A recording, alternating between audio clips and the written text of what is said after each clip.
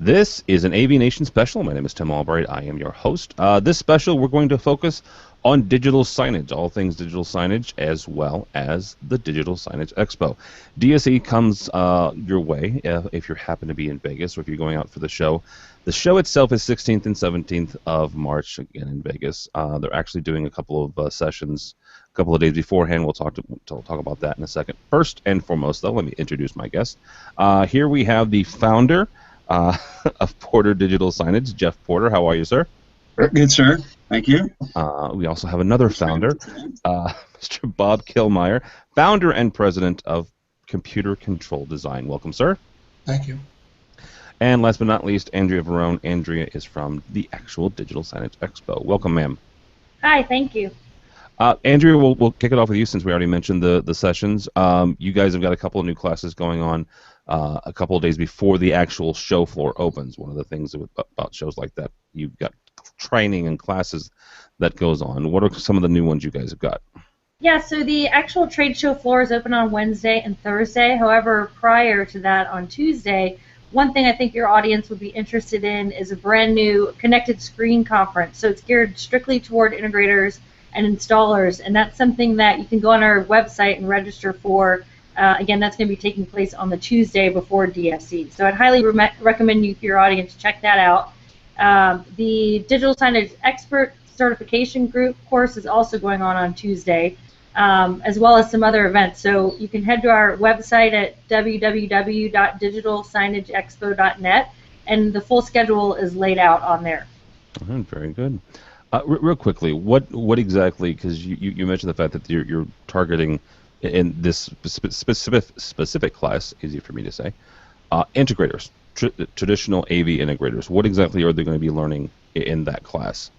Well, it's going to be basically completely geared toward digital signage installations. So you're going to get a lot more comprehensive digital signage education than you would at, say, an AV-centric show. It's going to be much more targeted. All right, very good. Let's get into those very installations. Jeff, we're going to start with you on this. Sure. I've been introduced to digital signage over the last few years. As AV Nation has grown, we've covered more and more of it. I had the opportunity and was very, very pleased to hook up with our friends over at Daily Do in New York this last fall. I went to the New York Digital Signage Week. Great experience. Met a lot of really great people. And I was introduced to some terms and some phrases that, if you can help me define them, and especially in the realm of where we live, we our main audience are integrators. Let's talk first and foremost about things like beacons and proximity sensors and stuff like that, and how this dynamic back and forth happens in the world of digital signage. Well, obviously, with beacon technology, you have the ability to have a location understand who's close. So your mobile device knows where you are because of GPS. Your beacon knows that you're next to this particular screen, and you can connect those dots to have something that's appropriate on your mobile device, something that's appropriate on your screen, and have them be connected. But kind of the tricky part about beacon technology that people don't really get, they think it's magic that somehow this thing knows where you are, and that it's you generally need to have an app installed on your phone that is beacon enabled. So that way, when it hears your beacon via Bluetooth or some audio thing or some other way that your phone knows that it's listening to a beacon, it'll be able to beacon right here. This is an audio beacon. And it spits out little 19 kilohertz things. Your dog can hear it, you can hear it. And it sends out a little bleep, bleep, bleep, and your phone can hear that bleep, bleep, bleep. But unless your phone knows to listen for that bleep, bleep, it won't know what to do. So if you have an app, let's say you go into a Wells Fargo bank, and I happen to have a Wells Fargo app installed on my phone, and if that app were enabled, it would say, "Welcome, Jeff, to this branch." By the way, now it knows who I am, where I'm at, and it could change the content on the screens in the thing to say, oh, by the way, we've got people that need home equity line of credit. Let's run those ads on the screen. You can put a promotion on your phone that says, by the way, if you sign up for a home equity line of credit today, we'll give you a free toaster or whatever. I don't think they do that. No, they've probably done away with the toasters, yeah. I saw an ad. I saw an ad for TD Bank. They're giving away little Polaroid cube cameras that must cost all of $6.95 now. Sign up for the account. So the premiums are not completely gone away. No, they're not. But let me clarify something here, because let me make sure I'm understanding you. The beacon stuff has to be turned on. This is an opt-in. This is not an opt-out. So this is not some scary little Big Brother thing happening to you. You have to tell this thing to turn on. Well, you have to have your phone. Now, how many people go through the release notes of all the apps that are on your phone and say, I don't like that feature that they're adding to me. No one does that. Yeah. We just say yes. It updates regularly. We agree all the time, and basically all the technology that's in that, whether it's Uber, whether it's Wells Fargo, or whether it's AccuWeather, you get whatever they give you, right? Okay. And it uses all the APIs in your phone to be able to figure out the GPS location of your phone and connect that so that your Uber car is coming and you see the little blip, blip, blip, and it's awesome. And people like that. If it's relevant and it's pertinent to what you're doing, people will agree to it. If it's annoying, people are going to disable that. So more than likely you're opting in when you update your apps, and more than likely you're opting out only when you hate the app and you say, that app really sucks, I'm uninstalling it, or I'm turning that feature off. So oftentimes that's how things work these days. And if you do it well, people will stay opting in. And if you suck at it, people will opt out. So you don't get too many chances to get that right, unfortunately. Once they opt out, they're probably out for a long time.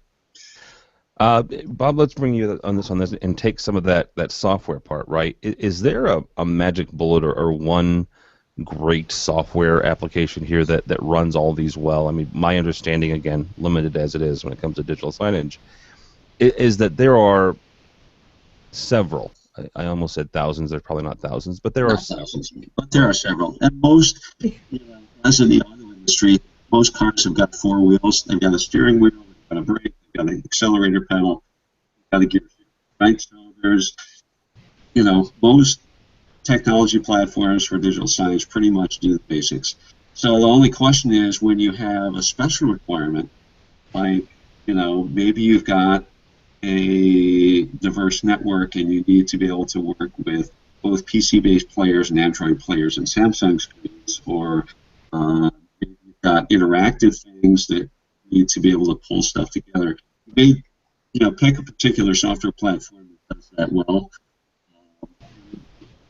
There are some basic ones, and then there are some more sophisticated ones. So I always tell people, never start with technology. Start with a content strategy. Once you have a solid content strategy, then you can figure out the technology that's going to implement that content strategy for you, and everything will flow from there. If you start with, okay, I'm going to pick these screens, I'm going to pick these media players, I'm going to pick this software, I'm going to pick this hardware, that's not the right way to go about it. Start with a content strategy and then pick the technology pieces that are going to do that. Bob, from your standpoint, what do you think? Does it you have to pick the content strategy first, or do you start with from the software side? No, I would say that you would always start with your content strategy, and your content strategy has to be based on your business plan. So there's a great course that we have at DSE, Digital Signage Content Experts and Digital Signage Expert courses, and the 7 key elements of digital signage all start with your basic business plan, and you don't get into content until the 3rd or 4th step, and you definitely don't get into hardware until the 4th or 5th step. So it's a matter of approaching it in a very planned and process-centered so that you're not wasting money or wasting your customers' time. Let's talk about the hardware for a second here. And Andrea, I want to bring you in on this. ISE just happened. Infocom is coming up in June. You guys are right in the middle of that, right? Andrea, from your guys' standpoint, from DSE standpoint, how many manufacturers, right? Not software creators, but the actual folks who are making the glass, are you guys expecting to come in? We have almost 200 exhibitors, and they come from screen manufacturers. There's probably 100 software manufacturers. We have content developers in our digital content show. So of that 200, there's some representative from every single category. What you will find is a lot of people are, however, showcasing a total solution. So let's say a screen manufacturer, they'll have content, they'll have a partner in there who's providing the mount, who's providing the media player. They're all trying to basically show these end users and integrators who are coming, this is a full solution that we offer. Very good. And Jeff, from your standpoint, is there one display that rules them all, or is it Superior maybe? I think, obviously the big players are going to be the Samsungs, the LGs, the NECs, folks like that, the name brands, the household names. And a lot of the screens these days are networkable with built-in players in them, which means you don't have to worry about a separate media player. But sometimes those media players don't do everything, so you need to be getting back to your business model and your content strategy. You need a sophisticated playback engine. Perhaps one that's built into the screen might not be able to do that. So you need to think about that beforehand. But the good thing about Digital Signage Expo is and as you see, there's a lot of moving parts to digital signage. Right? So it's a playground for going shopping in just 2 days. You can look at all the different parts and figure out, okay, I got my content strategy, I know what my business model is, I got to execute this. I'm looking for the widget that can do this the best. I'm looking for the software that can do that the best. I'm looking for maybe beacons, or I'm looking for mobile engagement. I need Android things, or I want to work with the built-in players and stuff. So, it's really a very quick way to kind of survey the market on all the different piece parts that you can put together. Now, oftentimes, because you've got hundreds of vendors there, if you're not going in, if you haven't done your homework ahead of time, you're going to be more confused leaving or when you showed up. So you really have to understand your fundamental business model and your content strategy, and I need to go find something to match this, or you're going to go nuts. Your head is going to spin, explode. I'll jump in really fast. On our website, we actually have a place you can go under the Attend tab, and it's broken out by industry vertical. If you're an integrator, if you're coming from a banking environment, if you're a shopper, retail, we actually have laid out specific education tracks for you that you should register for. So we try to make it as easy as possible ahead of time going in, so you know exactly what to do when you're there. Yeah, and you also have a great application called My Expo Plan. And once you've registered, you can go on there and you'll be able to see the floor and then pick and choose the vendors that you'd like to stop in and see.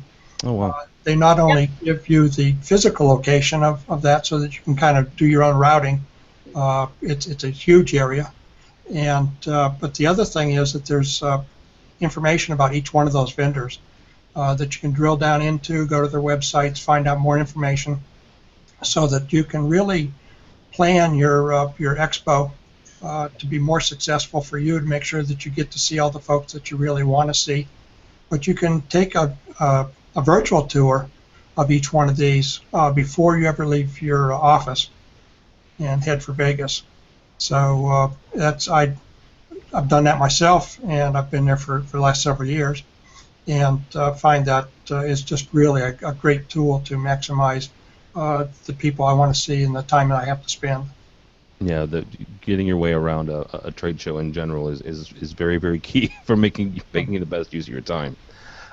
Jeff, let's bring something else in here. And one of the fascinating things I found when I was sitting in the middle of Times Square talking with folks, about the different technologies and beacons. And again, this is when I was learning all this. Across the way was a Revlon display. It wasn't made by Revlon; it was an ad for Revlon, and people were able to use hashtags. I want to say it was Red Love, Love Red, or Love Wins, or something like that. And if they used that in the middle of Times Square and they posted it to social media, they could see their picture, right? And if it, at one point the display had a montage, right, of different people posting things. Right. How are people integrating that, and how important is social media becoming to this whole digital signage thing? Well, it depends. Obviously, in Times Square, it's a whole social experience. You're there, you're being bombarded by media, and it's everywhere you look, and people want to measure the amount of engagement that you have with your viewers and things like that.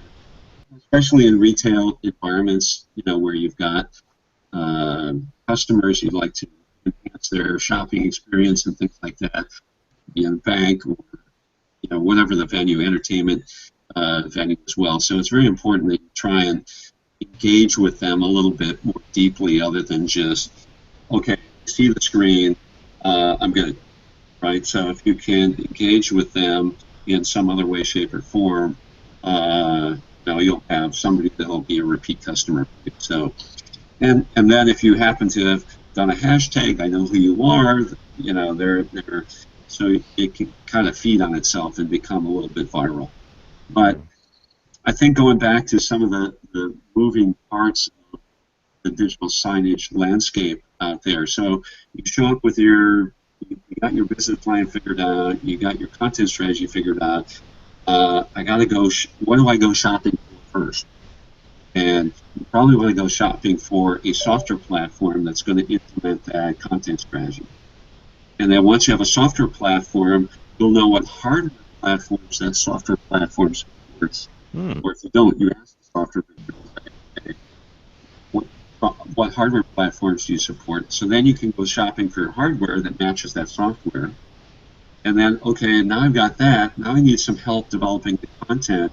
Now let me find a creative guy that knows how to develop awesome, interactive, and engaging, mobile connected, socially connected, interactive content that's going to be on that software platform, on that hardware platform. And you want some guy that just hasn't ever done that particular hardware software platform. You want to find somebody that has been there, done that. So he's going to bring all his history to the party of knowing how to get the most out of that ecosystem that you're putting together. So that's kind of the ABCD of going shopping at Digital Signage Expo. Is figure out your business plan first, figure out your content strategy second, pick your software platform, pick the hardware that the software platform supports, pick a content guy that can help you implement that content strategy on that hardware for that software platform. And then, one of the things that, and I know this sounds really like common sense when I say it, but test it, try it. Right? You've got a system there that is easily able to switch between A or B or C or D. So don't expect that you're going to hit a home run your first time at bat. Try something, and if it doesn't work, measure it, figure out, okay, I moved the needle a little bit. Now I'm going to change something a little bit more. Ooh, I moved the needle a little bit more. Ooh, now I'm really moving the needle. And then you'll see through a little bit of experimentation what content and what things are going to be more engaging to your viewers on those digital signage screens than ever before. And you just have to do your A/B comparison, you test and measure, and try different things. And sometimes you'll discover things that you didn't think of before after you do a little bit more of experimenting once you have all these your network in place. Bob, Jeff makes a good point about testing and comparing and contrasting and seeing exactly how effective the impact of this digital signage is. What are some of those measurements that folks should be looking for, and how do we get it out of the digital signage system? One of the things that I found by walking the floor at DSC in sessions in previous years, was something I didn't expect to find. And that was I was listening to the sound, but if I stepped 1 foot to the side, I couldn't hear the sound anymore. Well, that set off some triggers with some of the bank I was working with at the time that said, oh, well then instead of having our tellers listening to this elevator music all day long, we could actually project that into the customer's queue line and have that umbra of sound only fit to the customer and save the teller's ears from going postal. So that's something that I wouldn't have found had I not been there live listening to the different presentations from each one of the vendors. And since then, we followed that up for the answer to your testing question. I had 2 labs. I had one in Charlotte, and we installed it in there just so we could get the mechanics working with the digital sign and coordinating the sound with the signage. Then we also put it into an innovation center that I constructed in San Francisco that had 3 of those in a row going across the queue line and allowed us to change the audio so that we were matching the audio that going into the queue line with the audio that was on a 4x4 behind the tellers. Oh, wow. So that was something that we were able then to test that before we'd ever go live in a branch in several layers of testing. So one was a mechanical test. What we did in Charlotte is a very ugly looking lab, for lack of a better word. Okay, it's a lab. It's got equipment, it's got wires every place, and it was very functional. The lab in San Francisco, like a branch, and made us be able to look at the workflow and the impact of digital signage on workflow. So it wasn't just the mechanics of getting the sound from A to B and the video synchronized with that sound, but it was also the impact on the workers and the people, whether they were on the platform or whether there were tellers behind the teller line. Very cool. All right. Well, As we wrap up, digital signage doesn't have sound, so your content strategy. The famous thing to tell people when they're figuring out their content strategy: digital signage is not print, it's not TV, it's not the web, it's this new thing. So, do you remember the first time you did desktop publishing on Mac? I did it on Lisa, so I'm sure oh my gosh, yeah. Yeah. So I used every font I could ever imagine on the same page. Right? It was the ugliest piece of desktop publishing in the world. So, but eventually, people figured out that hey, I need to have a style, I need to have font, I need to have a white space, I need to have a certain design to my. So just as people figured out desktop publishing in the early days, people need to figure out digital signage content because it's not the same as all these other things. Just putting up a 30-second TV commercial. I was just in a venue. It was the United Center in Chicago, the Blackhawks game, and there was a screen there that was just playing TV commercials without the sound. No. You didn't know what they were talking about. You had no idea, right? It was totally the wrong content strategy, right? So the waiting time in the queue was too short to just play TV commercials. You need something that's more like 10 seconds or maybe 15 seconds. It's got to have big fonts on the screen that like jump out and say, "Buy me here now."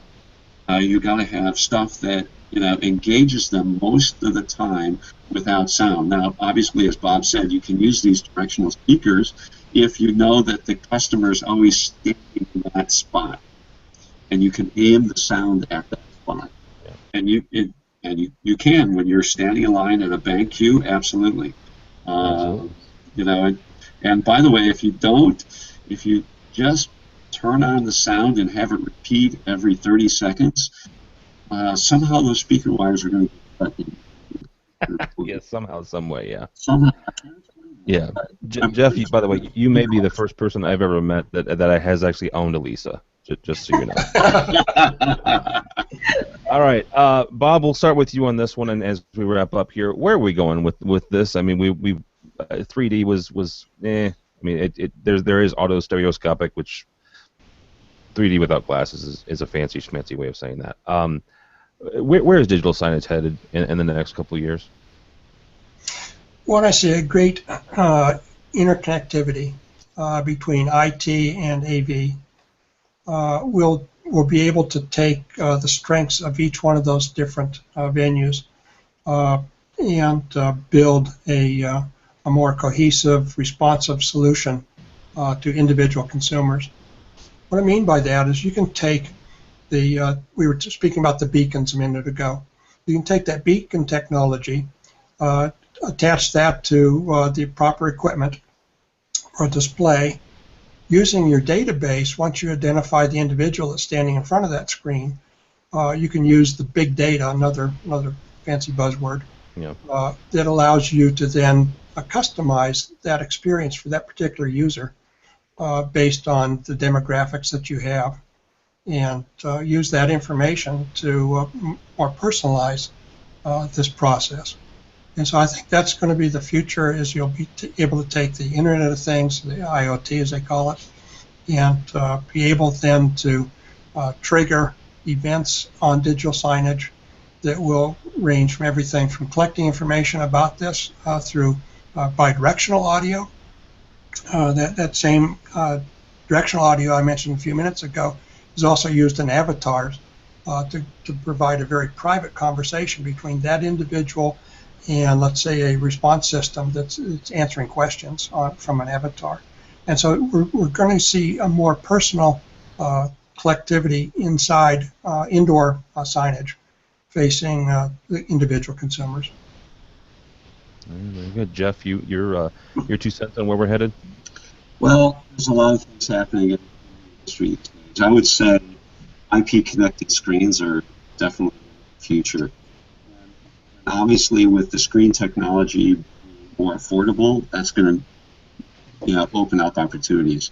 So, I mean, you'll see big screens, small screens, all different shapes and sizes of IP addressable screens. And the content on those screens can be easily controlled remotely. So the number of moving parts, you don't need a separate player. It's just plug the Ethernet or the Wi-Fi into the screen, and poof, it's on the network. So that's going to make it a lot easier and a lot less expensive for people to deploy the signage networks. But still, they're still struggling with this content strategy, right? We have to make sure they understand it's not TV, it's not print, it's the web, it's this new thing. So you probably need a little bit of help from somebody that's been doing that for a while to kind of get you over the hurdle of figuring out how to do that the best. But fortunately, there's plenty of experts at the show, and including Bob and myself and some of the other folks that have been going to the show for some time. So if you some help, look us up, because there are quite a lot of moving parts in this. Kind of help guide you along the way. Yeah, absolutely. And all right, Tim, Andrew, I'd be remiss if I couldn't plug two of the events that I'm involved with at the show. Mike and Robert White from Unified AV are presenting emerging liabilities in digital signage. And with all this consumerism, there is liability associated with digital signage. And Mike and Robert have a very interactive way of showing that to the presentation. It's going to be Thursday morning and at 10:15. And so I'd encourage anybody that's concerned about, particularly the AV integrators, if you're concerned for your clients about any kind of liability, that you'd want to stop and see this. And immediately following that, I'm hosting a roundtable for houses of worship, bringing in churches using digital signage, whether they're in a church or a synagogue or a mosque, and discussing how digital signage can feed the flock. So that's also Thursday. And that's back to back. That's right after your one with Unified AV. Yes. All right, very good. All right, Andrea. Last word on this. As you've watched this show grow and expand over the last few years, what are you most excited about? It's exciting to us to see how we've now gotten to the point where we're attracting 20 vertical markets of people who are interested in this technology. You know, it started out in retail, and literally everywhere you look now, there's digital signage. So it's exciting to be a part of that. We see that in our attendee numbers. We have over 65% new people come every year to the show. So what that tells us is that there's a lot of excitement out there and a lot of business to be had. And obviously, if you're interested in digital signage, you need to come to the show. Very good. That'll wrap us up. As we go say goodbye here, Jeff Porter, how do people find you? PorterDigitalSignage.com. Pretty simple. So you go there. Simple. Phone and email is there. If you click on the blog link, there's a bunch of articles I've written that I've reposted there. So it's an easy way to kind of start thinking about the things that I've kind of briefly touched on today to kind of help you guide your way through the show. So just PorterDigitalSignage.com, click on the blog link, start reading. All right, very good. Mr. Bob Kilmeyer, thank you, sir. And how do people get a hold of you? A couple ways to do that. One of the easiest ways would be go to the Ask the Board. There's a monthly question, and I'm on the advisory board of Digital Signage Expo. And on there, you'll have all of our contact information. And that would probably be the simplest way to get answers. We've been doing this for the last couple of years. Each month we have a question that we provide an answer to that would be germane to the digital signage industry. Oh, very good. All right, I appreciate it. And last but not least, Andrew Verone, how do people find you, or more importantly, for right now, for the next month at least, Digital Signage Expo? Yes, you can register directly on the site. It's digitalsignageexpo.net, and all of our contact information is on there. I'm just Andrea Verone at exponation.net. You can always reach out to me if you have any questions, and we hope to see everybody soon. All right, very good. My name is Tim Albright. Go by the website if you would, please, avnation.tv. You'll find this program and a host of others, avnation.tv. Thanks so much for watching this AVNation special. Thanks, Thank Tim.